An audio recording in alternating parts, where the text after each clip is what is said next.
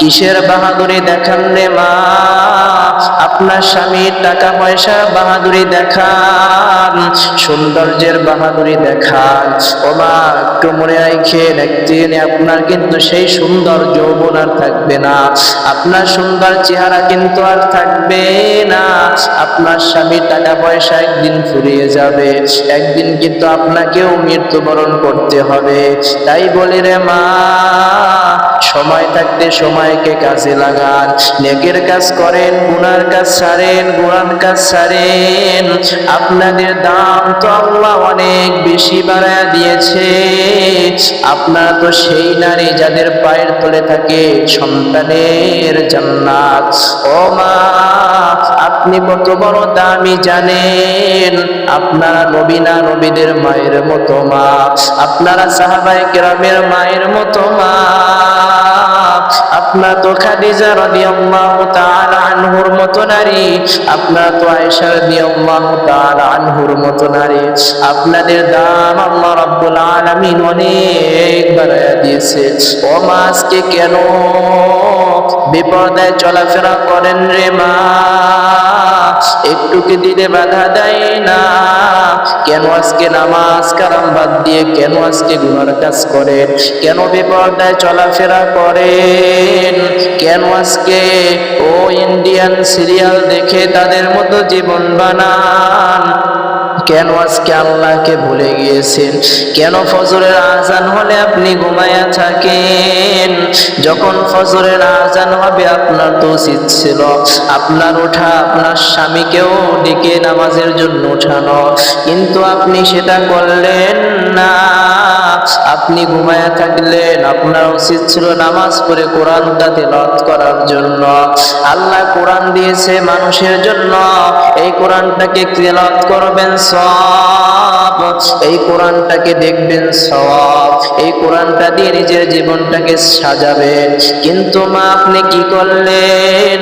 ওই কোরআনটাকে একটা যোগদান দিয়ে ভালোভাবে আটকে একটা তাকের উপর রাইখা দিলেন। বছরের পর বছর শেষ হয়ে যায়, ওই কোরআন শরীফ খুলে দেখার টাইম হয় না। আপনি আজকে বাজারে বাজারে দৌড়ান, পার্কে পার্কে দৌড়ান, সিনেমার হলে দৌড়ান। ও মা, কেন আপনি নিজের দাম নিজে কমায়া ফেলতেছেন?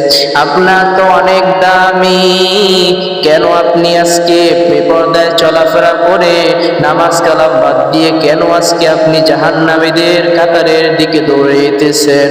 ও মা, আপনারা কেন আজকে এরকম করতেছেন? কেন আপনার কি বিবেকে বাধা দেয় না? আসিয়াকে কি না চেনে যে আসিয়া ফিরআউনের ঘরে থেকেও আল্লাহর পেয়ারা বান্দি হয়ে গিয়েছে। ওই আসিয়ার জীবন কেমন জীবন?